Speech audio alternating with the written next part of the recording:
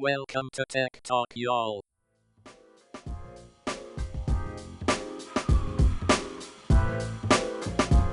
Hello, and welcome to Tech Talk, y'all, a production of Edgewise.Media.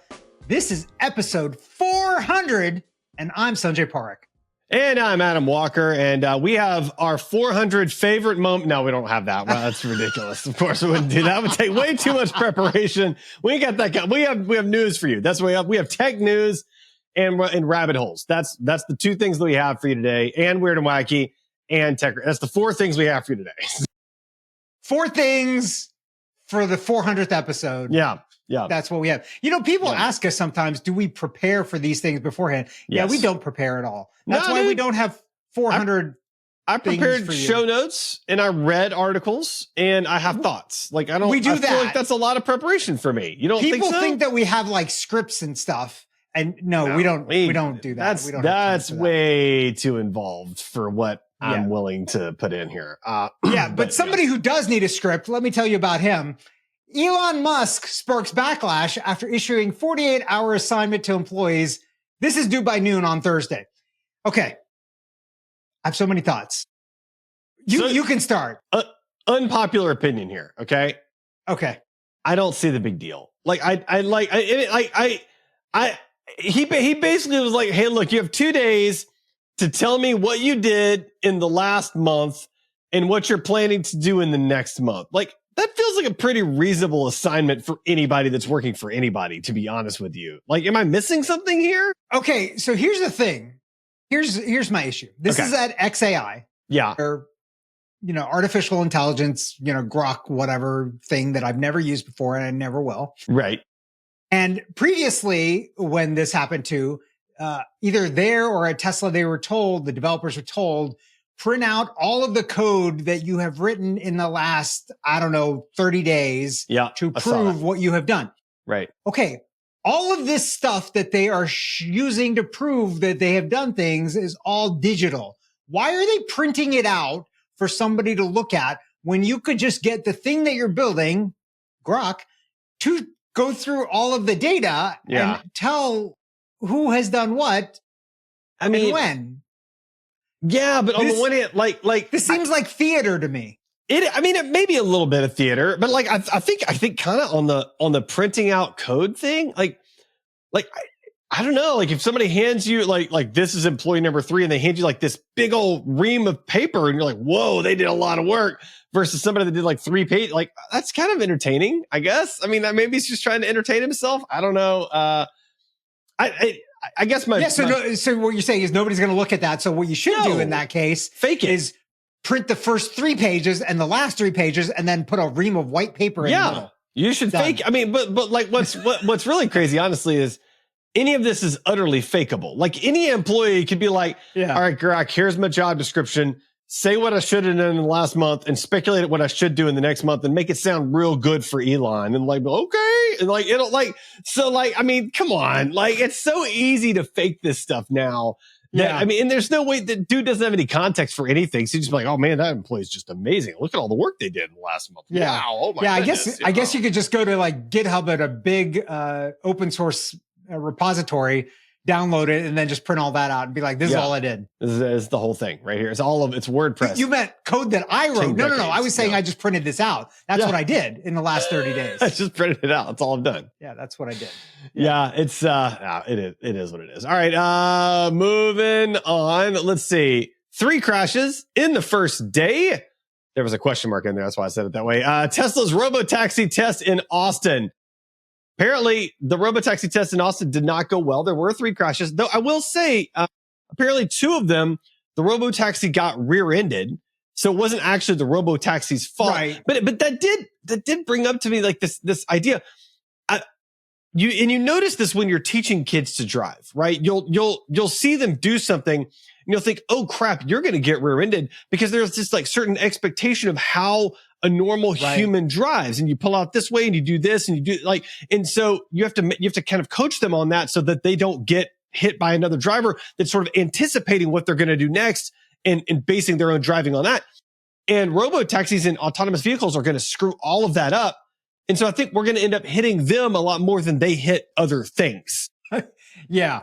But I will say the third accident that I got into was with a stationary object. Yes. Yes, that's and true. with the number of miles that they've done, which is, I think, like 7,000. 7,000 miles, which is like next to nothing.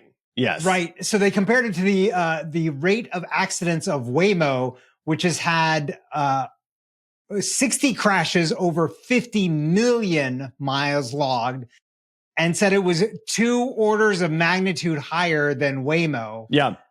Which is not good. Not surprising Not at great. all. Yeah. Because they also mentioned that the thing that we have railed on multiple times on this podcast, that they only use visual cameras and not an integration of all different kinds of cameras to make sure that it avoids things. Obviously, none of those cameras is going to help you if you get rear-ended. So I can't blame them for those. I mean, that's just drivers doing things that, right. It is what it is. So, moving on, talking about drivers doing things that they just do and not making it that far. Tesla influencers tried Elon Musk's coast to coast self-driving and they crashed before 60 miles. Did you watch the video? I did. I watched the entire video. I didn't watch the whole thing. Oh my God, though. There's some nuggets later on. So yeah, first of all, there's like this thing in the roadway. It's like a ramp. Big thing. A big metal thing. And it rides right over it. Like it jostles the guy on the right. His drink is spilling all over the place. I think the car went legit airborne for a second. Yeah. It hit it so hard. Like the people in the car for sure went airborne.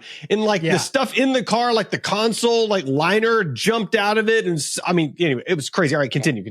Yeah. So I kept on watching because I wanted to see what ended up happening at the end. I was hoping that they would show the sway bar that was broken. Yeah. So the sway bar was broken on the car. They couldn't keep driving. Right. The coast to coast thing was done. This was in California.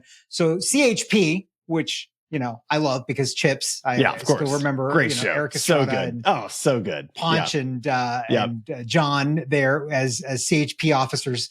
So there's a CHP officer that comes out. And apparently they've been called by this big piece of metal on the road. One of the guys had gone back and had kicked it to the side, and the CHP officer gives him a ride back up to the car. Super nice CHP officer.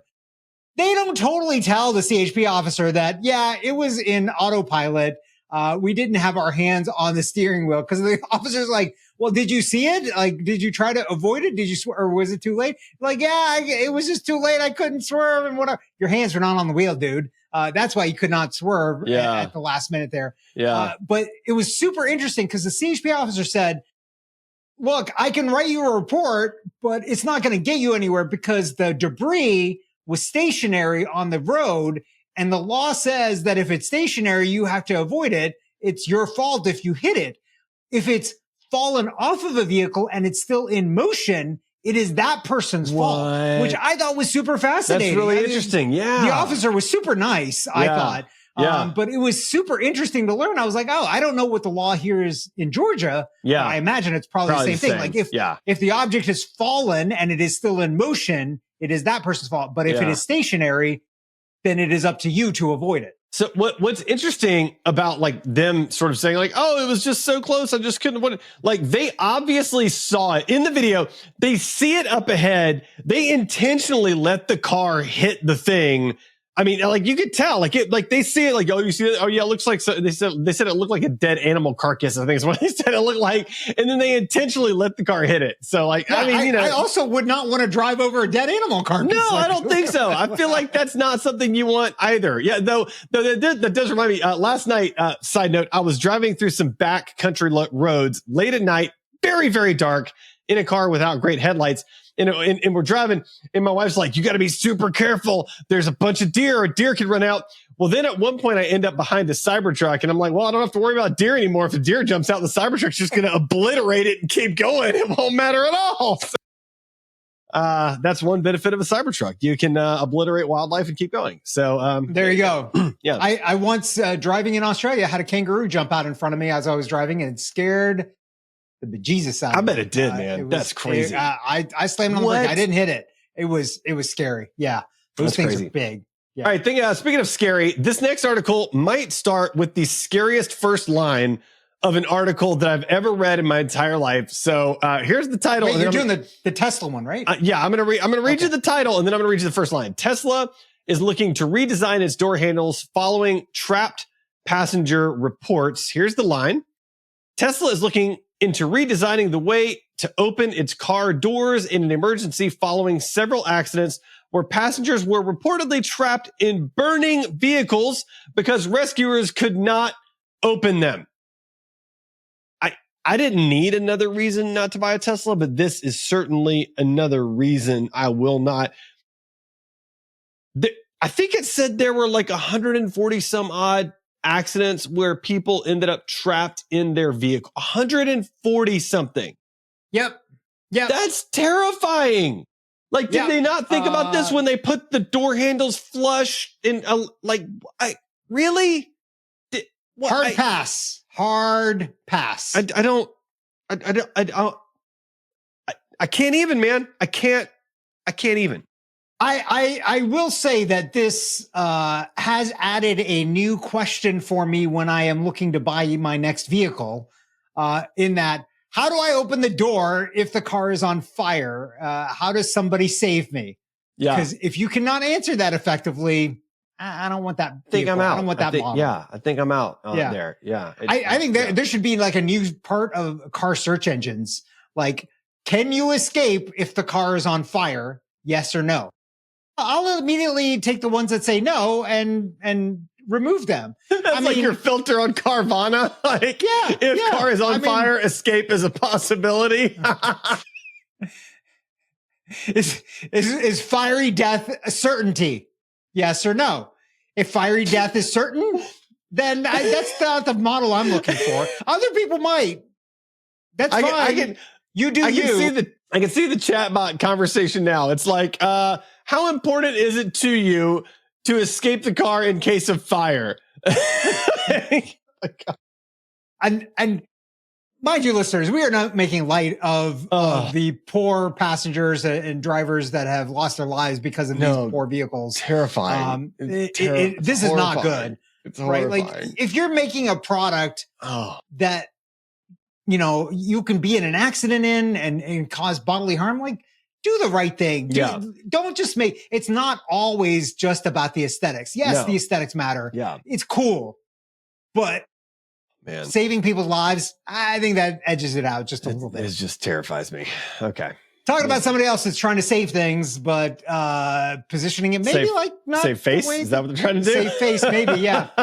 This is the first article. U.S. Secret Service disrupts telecom network that threatens New York City during UN General Assembly, but maybe not, because the second article, that Secret Service SIM farm story is bogus. Yeah. Which is a takedown on the entire story. So, the Secret Service said, they've never seen anything like this before. This is the most, and then the second article says, like, that's probably because they don't ever investigate these things. You've never seen these things before because this is not your job. Right. And that's why. So it actually sounds like these 100,000 SIM cards were not there to take down the UN General Assembly. They were they said 35 miles of the UN General Assembly building. Right. Which is a huge area. Yeah. And more than likely, this was just a SIM farm just for spam. Yeah. It's a spam SIM farm. And they're trying to blow it. Oh, it's, taking it to assembly. No, look at all the great things we're doing. Cell networks. No, it's just a SIM farm. You busted a SIM farm. That's what you did. Yeah, okay. That's what you did. I mean, good. We appreciate that. Yeah, you should, but let's not make it out to be more than it is. Yeah, let's not do that. But let's make this out to be more than it is. Disney is raising streaming prices to as much as $19 per month. It feels like this is a bad week for Disney to say that they're going to raise streaming prices. Like, this feels like the wrong time for that. Here's the funny thing. I got this email about the raising of prices about 2.5 hours before Jimmy Kimmel went back on the air. Yeah. And I was like, well, that's interesting timing. Were you trying to just sneak that in there because now everybody's paying attention to Jimmy Kimmel being back on? I think so, because there was like this pretty big movement for like cancel Disney Plus, cancel Hulu, like that whole thing. And I think a lot of people were very, very serious about it. And so to raise prices in the midst of that, even if somebody's just slightly teetering on the edge of that, is a terrible, terrible idea. And honestly, I mean, if I'm being, but they did it. All those people were canceling because they they preempted Jimmy Kimmel for a week. Yeah. And since that was going away that day, it seems like that's maybe why they did it. So there were so many people canceling that the cancel page on Hulu crashed. Yeah. Like it wasn't working because there were so many. Yeah. And so I'm wondering if there's like this confluence of all the stuff. And like by that time they were like, okay, well, everybody who's going to cancel has canceled. And now Jimmy Kimmel's coming back. Yeah, so we might as maybe. well raise prices because everybody who's here is here for the long haul. Yeah, maybe that might not be a bad point. Yeah, I don't know. So it's interesting. I'm debating it now because it's like, man, come on. I kind of am too because it's like we're getting to $20 a month. All in for sure. I pay more than I ever paid for cable at this point for sure. Yeah. Now the benefit, of course, is all in. I pay more than I did for cable, but I also do not watch commercials. So so that is the flip side of it. Okay, I get it. But something's got to give at some point, it can't. I'm not going to pay $50 a month for Disney Plus. That's never going to happen. So at some point, it's too high. I don't know I don't know where that point is, but it's getting close. Yeah, I'm thinking I might peel off some of the things. So not do Hulu, Disney, and HBO. Maybe just do one or two of those things and drop one of them because honestly. It's so much more. Then you have you got Peacock and Paramount and Amazon and Netflix and all of these things. And it's like, at some point it just becomes too much TV and I can't even watch all the things. Can't even watch it all. I don't. So, I don't watch any of them right now, but I'm subscribed to almost all of them. I don't have time to watch any of them. So it's like, whatever. I got to. But you've got 800 humans in your house. So somebody's probably watching Somebody's some watching it, right? That's true. Yeah. There you go. Yeah. I think you're up. Yeah. Is it me? Yeah. Yeah, it's you. Okay, next up, Apple warns all iPhone users do not use Google Chrome. Probably because they want you to use Safari more than anything. They say it's because of tracking, and I think that's valid. I think it's real. It is valid. The tracking on Chrome is pretty bad. You should use something that's not going to track you like crazy. Yeah. I would suggest maybe using Firefox or a variant of Firefox. I will say I do like Safari. I switched over to Safari. Yeah, because my computer's, it's almost 5 years old. And so it started, Firefox started bogging it down a bit. And so I switched over to Safari to see if it would run smoother and do a better job of managing windows and closing things down and all that sort of stuff. And it's actually done a really good job. And it's honestly just kind of nice to change up my workflow a little bit and do something different. So I've been enjoying it quite a bit, actually. Yeah. Do you have all the extensions that you have on Firefox over on Safari? I wasn't using a ton. So the main ones for sure. Yeah. I was already using but not, I wasn't using a ton anyway. I'm a bit of I probably should go through and clean out all my extensions, but I'm a bit of an extension. I've got all kinds of things. You use all kinds of fancy stuff. Things for cookies, things for passwords. Yeah. Man, I got all kinds. I'm just looking at my browser right now. It's like, I see all the little icons there. There's a million things. Yeah. Yeah. All right. Next up, Major League Baseball will use robot umpires in 2026, but that only kinda, right? They're still going to have the umpire behind the plate, but they get each team gets 2 challenges per game. They can challenge. So the batter, the catcher, or the pitcher can challenge a call from behind the plate. And I assume this is calls for balls and strikes. Right. And if they win the challenge, then they keep their bank of 2. And if they lose it, then they lose the 1, right? Or whatever. Yeah. So I will say that the headline of this though made me think completely differently. I wanted to have robots out there. I want to see a real robot. Yes, I agree. I want a robot. And then I read it and I was like, that squats down behind the catcher like the umpire does right now, watches the ball. That'd be so great, right? Right? Yeah. And then you don't have to worry about him getting beamed with the ball because, it's a robot. It's a robot. It's fine. It's fine. I kind of love it. Not that I'm advocating, robots taking over human umpires' jobs, but But if we're going to have a robot involved, I want to see the robot. I don't want it to be some ethereal camera somewhere. I need to see that thing, Exactly. Yeah. You know who's going to do this first? Savannah Bananas. Savannah Bananas, yeah, for sure. Yeah, if anybody does it, it's going to be them first. So come on, Savannah Bananas. They've got to be on their game plan somewhere. There has to be some kind of plan for an Android robot player, right? Like they will for sure, like they've got to be thinking about like Elon Musk's like little robot toy thing. He's like, how how expensive will it be to get one of those and make it into a Savannah Banana player? Like that's got to be on the radar for sure. So yeah.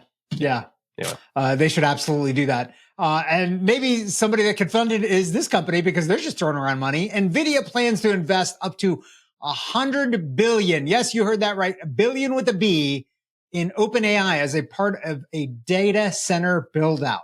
So I imagine this is just giving them a bunch of hardware and stuff like that. Maybe not just money. Right.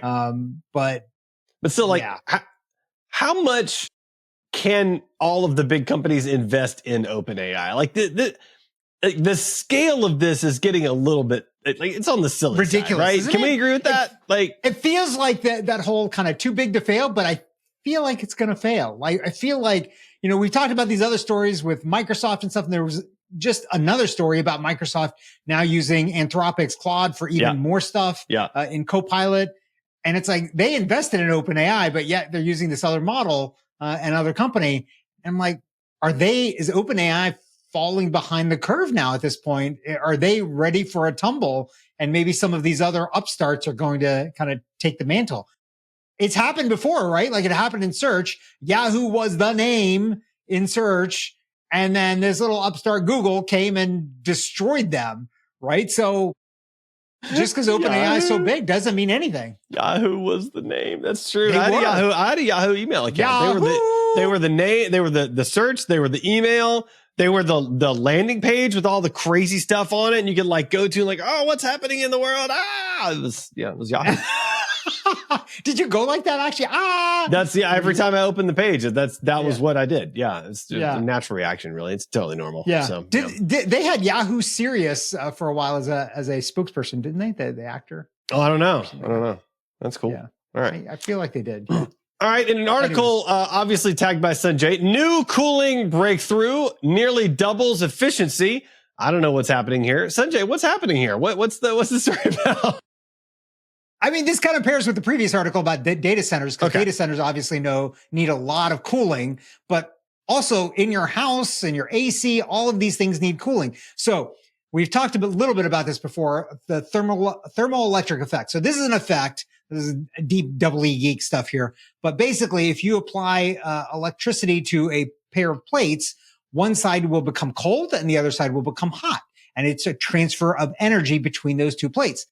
Basically, what's happened is there has been a breakthrough that doubles the efficiency of this effect on plates. We're getting to the point now where potentially your fridge might cool with a solid state device and no more compressor to move Freon around, right? Really? So you won't have to hear that stuff going. Interesting. Your cooling in your house maybe would then use this. Yeah. Also no Freon. So that big giant thing that's outside the house, the compressor that spins around. Yeah, you're not going to need that. Huh. Interesting. So you will need some part of that, I guess, to dump the heat from the other side to the outside world. Right. But it's not going to have to be nearly as big or complicated as that thing outside right now. So interesting. Okay. It's super, super interesting. I think there's a lot of neat things that could potentially happen from this. But I think the biggest thing that could potentially happen is the lowering of energy use for cooling, which is one of the more, widely used things that uses up energy. And as the world becomes hotter, we need more cooling. And then we have this vicious cycle of we use more energy, which causes more climate change, which means we need more cooling. So this might be one of those things that actually breaks that cycle. So super, super interesting. I'd say. Right. I like it. Speaking of cycles that need to be broken, Goodwill CEO. I thought this was me. This is you. Oh yeah, this is you. Yeah, you should go ahead. Yeah, there you go. Goodwill CEO says he's preparing for an influx of jobless Gen Zers because of AI and warns a youth unemployment crisis is already happening. This is the same thing that the CEO of Goodwill probably said when the Industrial Revolution happened and the machines came and they were like, everybody's losing their jobs. What are these people going to work on next? Yeah. I don't know. That's true. Yeah, I mean, that's a good. I struggle with this because I see it happening. I mean, I do see it happening in real time, where I'm using AI to do things that I otherwise might have paid people to do. Right. But at the same time, to your point, I mean, people are going to upskill, people are going to reskill, people are going to shift, they're going to use the tools. So I don't think it's going to be as dire as we're making up. I don't know. It's hard to tell. I mean, look, I think there will be some tough times for some period of time. I'm not saying that it's all just going to be, ponies and rainbows. It's not going to be that necessarily. People are going to go through some tough times because of this massive change in employment and the way work is going to evolve. But I don't think this is like the end of work. I don't think we're going to be at the point of like, well, there's only enough jobs for like, 1 out of every 300 people. Right. So what are we going to do next? Right. Right. I think we'll figure it out. Right. If the human species is anything, it's has ingenuity in figuring these things out and figuring out ways and a desire to survive, generally speaking. Right. For most of us. Exactly. Yeah. Mm-hmm. So, good thing to think about. Good thing to worry about. Hey, look, if you are a Gen Zer, it's going to be tough. I think you need to be, kind of a little bit different than the generations before you. If you're looking for a job, think about different things that you can do and things that are a little bit more resilient and can't be replaced by AI and things like that. You'll be fine. Yeah. You'll figure it out. You'll figure it out. Yeah. Yeah. Yeah. And the government has apparently figured something out, or TikTok anyway. Trump says Larry Ellison, Michael Dell, and Murdoch's will be involved in the TikTok deal. So that's interesting. And they also, I saw a clip of a press conference where JD Vance was saying that the American company taking over will have control over the algorithm itself to be sure that the algorithm cannot be a propaganda tool for any other countries. Just for us. Propaganda tool just for us. I mean, I'll say, I mean, listen, I am no JD Vance fan at all, but JD Vance in that statement did say, I think more than once, that he wants the company to have control over the algorithm so that it can use it to the benefit of that company, as is appropriate. So to his credit, like he wasn't trying to indoctrinate Americans in any way. So at least not. Yeah. So there you go. That's for later. So yeah, that's the quiet part that you don't say in the press conference, right? That's right. Exactly. The one thing I didn't remember out of this is that the Murdochs, Rupert Murdoch and posse, bought MySpace, and that was a disaster for them. This is, I guess, an attempt to kind of fix that history of buying social media companies. Well, yeah, but didn't they buy MySpace? It's going to repeat it. Did they buy MySpace after it was dead, or did they buy it like when it was on the rise? Like I don't remember. I don't know when they bought it, but whenever they bought it, then it imploded, I guess. I don't think they bought it after it imploded, because who would have done that? No. Maybe them. I don't know. Time for the Weird and Wacky segment. Abominable Snowman. He's not an axe murderer. One of the TAs turned out to be a bot. First up in Weird and Wacky, New York City's newest EV charger hangs 10 feet high on a lamppost. I read this article, and then it didn't actually say how the cord comes down. I assume it's automated somehow. Yeah. But yeah. Cool. Yeah, I mean, they did it apparently so that it would be, they claim so it would be more weather resistant and like tamper proof, like from like vandals, vandalism proof. Okay, so I get that part. Are they worried about like floods? Is that what it is? Yeah, I mean, that's why they need to be. Yeah, the weather resistant thing like seems sort of strange, but I also wondered, like, they do realize that vandals have ladders, right? Like that's like that they can climb. So okay, I guess cool. I mean, you've seen graffiti in places that you're like, how did somebody get up there to do that? Yeah. Vandals are very skilled climbers. They're basically Spider-Man. Very ingenious. I mean, basically Spider-Man. Yeah. I mean, it is New York City. That's where he's from. So, except without the superhero saving part of Spider-Man, like not that part, but like the other parts, right? With whatever. Spider Paint Man. Yeah. Startup uses AI to fight art forgeries with hyper-realistic copies.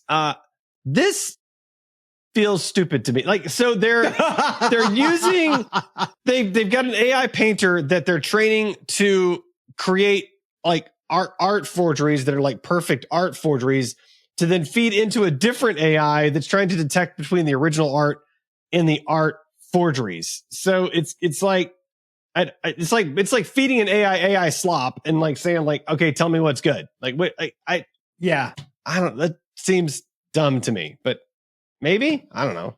Yeah. Maybe we should combine these previous two stories together, and they should use the AI painter to just paint up the EV chargers that hang 10 feet up in the air. That is what we should do. I need a Picasso Starry Night style EV charger. That would be amazing. Love that. Yeah, let's do that. That would actually be pretty cool. All day They should long. absolutely do that. Yeah. Mm-hmm. But you shouldn't do it on this next story, because then the thing's not going to work. Scientists create clear coating to invisibly turn windows into solar panels. This is kind of awesome. Like, I started thinking about the buildings that we have in downtown Atlanta and how many of them are like basically giant panes of glass. Tons. Right? Tons of like glass. If you turned all of those into solar panels, how so much energy would that? It's incredible, right?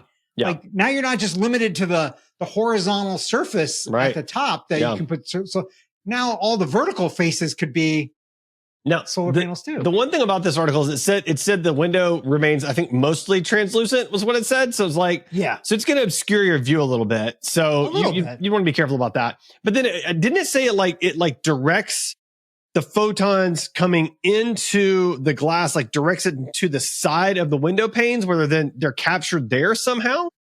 I think so. Yeah. I don't know how this stuff pretty works. Crazy. So yeah, it is brilliant. I mean, this kind of technology would be, honestly, like, I would get it in a heartbeat in my car here in Atlanta, because the summer heat, like, oh, that's fine. You make it a little bit less visible. That's going to help me out in the heat on the inside, and then generate power. So when my car is sitting outside parked, like, maybe the fan can keep running with the power that's generated by those windows. There you go. It's not an oven when I get into it. Yeah. I like it. Yeah. Like, I think that's the most practical use of this technology. Not like saving electricity for the world or anything. Like, just make my car not an oven. Cooler. Make it cooler. Yeah. Yeah. I like that technological advance. I don't like the next one. Software update shoves ads onto Samsung's pricey fridges. Yeah, so if you paid a ton of money, I mean, like $1,500 to $3,000 for a fridge with like a big screen on the front, because, you know, everybody wants to stand in front of a fridge like Michael Scott did in front of his, like, you know, flat screen TV and do stuff.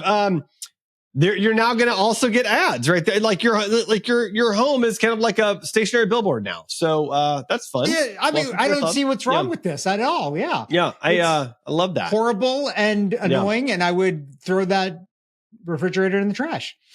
One interesting thing they said, though, with this is that they might have a little bit of a problem actually implementing this, because apparently a very large portion of people that get fridges like these and other fridges that are smart don't ever successfully connect them to the internet. Oh, I'm sure. So yeah, I'm sure.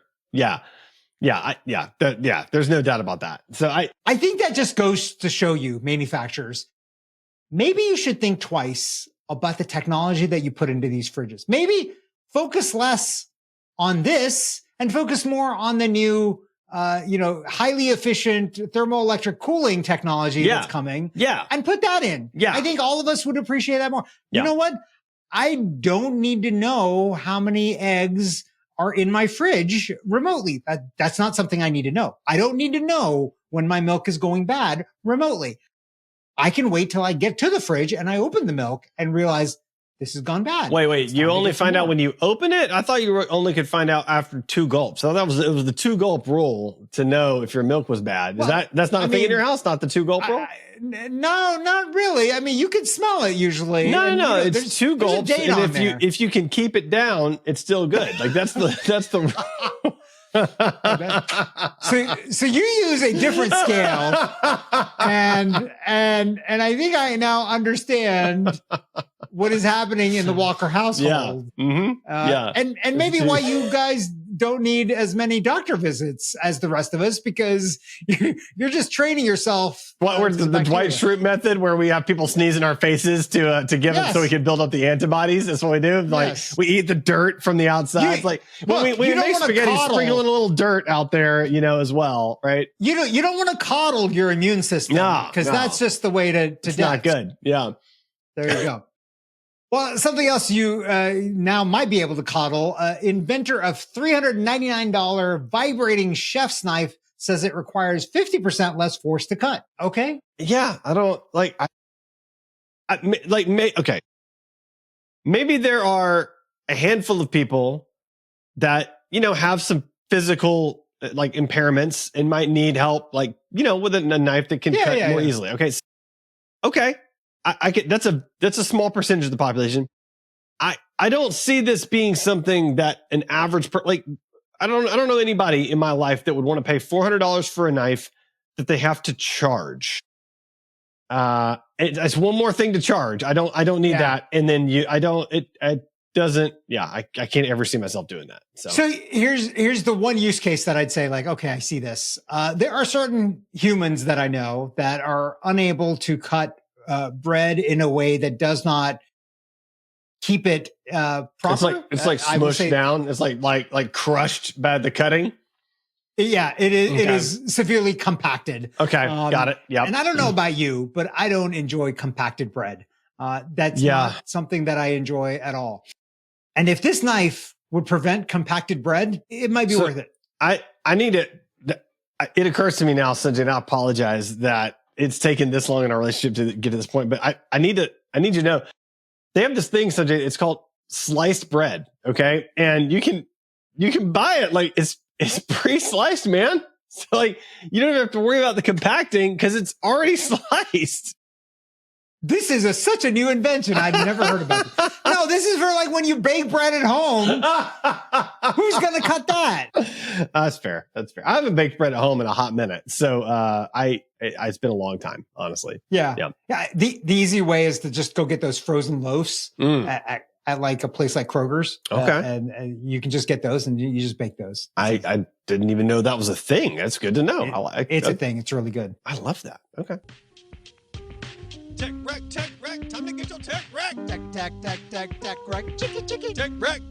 Time to get your tech wreck. All right, Sanjay, it's tech wreck time. What do you have for us this week? So I recently got a new phone. And of course, the first thing that I do, as you should well know, is put on a screen protector. So this time I decided to go out and, just with all the stuff that people kind of are always peering on your phones and looking at what you're doing and stuff, I was like, let me try to do your wife, a privacy. Yeah, my wife. She's always peering over and looking at what I'm doing. No, a privacy screen protector. And so I had one of these years ago with an older phone, but I wasn't really that impressed with that. I got to say now I am very impressed. So this was a glass-based screen protector. It's from Amfilm. I bought it on Amazon, Amfilm privacy screen protector. And it's glass and, off to the sides, totally cannot see what's going on the screen. Okay. Application 2, I'm very impressed with like the new applicators that they have now for these screen protectors, especially the glass ones. So this thing comes with a little frame that you put around the phone, and then you just push the thing onto the thing. So you onto the screen. So it's exactly placed in the right spot. The cutouts are all in the right spot. It is actually really, really well done. And this one in particular, a lot of these screen protectors, they give you these little sticky things to get all the dust off. Yeah. These folks, they go all out. They give you one giant one that covers the entire screen face all at once. Wow. And so you just lay it on there. It gets everything off and then you go straight to the screen protector and away you go. So really impressed. It's only like $9 for 2 screen protectors and then some camera protectors as well. So it's well worth it. I know you have cracked screens before. I have yet to ever crack a screen. Hey, so. it's been a decade since I've cracked a screen. And it's been never since I've cracked. Yeah, I've kind of gone back to like not using screen protectors, honestly, because the glass is so strong and the cases are so good. And it's so utterly rare. And my experience has been that a lot of times the screen protector doesn't perform as well as the original screen itself does. And so that's kind of kept me away from the screen protectors. I will say like the fingerprint sensor, it's a little bit more muted because of that. So you got to be more kind of active with it to make sure that it gets the fingerprint thing. Right. But yeah, so you do use a case though now. Yeah. I'm using a case. No, I've always used a case because the problem with iPhones is if you don't use a case, they're so slippery. It's like they're almost unusable. It's literally like I feel like with any iPhone without a case, it's like if I hold it up, it's just gonna slide right out of my hand. Like it's ridiculous. It's completely ridiculous. So now I would never use an iPhone without a case because for that reason alone, I would never use an iPhone without a case. It's specifically engineered to have a coefficient of friction of 0, so that it just perpetually slides everywhere. It's wildly hard to. I'm serious. If you ever see somebody without, like, it's legit hard to use without a case. Like, it's hard to grip. Like, I can't handle it. I don't like it. I don't like it at all. There you go. Yeah. Well, what do you have for us this week, Adam? Well, I'm actually going to recommend the new iPhone 17 Pro. I just got it, and I like it. And the camera's great, the functionality's great, the zoom is great. The little cutout whatever thing they call it at the top where the speaker is that does like a bunch of different stuff and shows you things. It's great. It's fast. It works great. So, and I like the color. I got the orange color. So, if you want to see the orange color, I got the orange. I got a black case on it. Oh, look at that. You can see some of it beyond the case there. I like that. Yeah. It's pretty great. So yeah, iPhone 17 Pro, go for it. So I like also, and this is on the newer iPhones. I like how the screen sort of perpetually stays on but dim, which is kind of nice because like I use timers a lot. And then I can just glance up, and even with the dim screen, the timer still updates the minutes, not the seconds, but the minutes. And so I can see like what's on my timer, which is actually really helpful. So you're basically saying the always on display, which we've had in Androids for like years. Yeah, well, the iPhone's had it for a couple of years as well. Okay, less years than Android, but yes, I like the always on display. My previous iPhone was a 13. This is a 17, so I'm jumping quite a few generations here. Yeah. So I will say, the reason why I did the screen protectors, I actually just jumped up phones too. So I went from the Samsung S20 to now the 25 Plus. It was the 20 Ultra to the 25 Plus, a little bit smaller, because I felt like the Ultra was a little bit too big in my pocket. Yeah. But I'm actually impressed with this as well. I don't know about you. I don't know how the iPhones were, but the 20 had a curved edge, which really made putting a screen protector annoying on. And these new ones, like the 25, have a flat I can see display, which I actually appreciate a lot more. It's much easier to deal with. Yeah, nice. Oh, yeah. One other thing about the iPhone 17 I do like also is it can handle a higher wattage fast charger. So it'll go from I think 0 to 50% in 20 minutes, I believe, which is pretty nice. So that is really nice. Yeah. Love it. All right, Sanjay, how can our listeners find and connect with you? They can find me at sanjaypark.com. What about you, Adam? Go to my website, adamjwalker.com.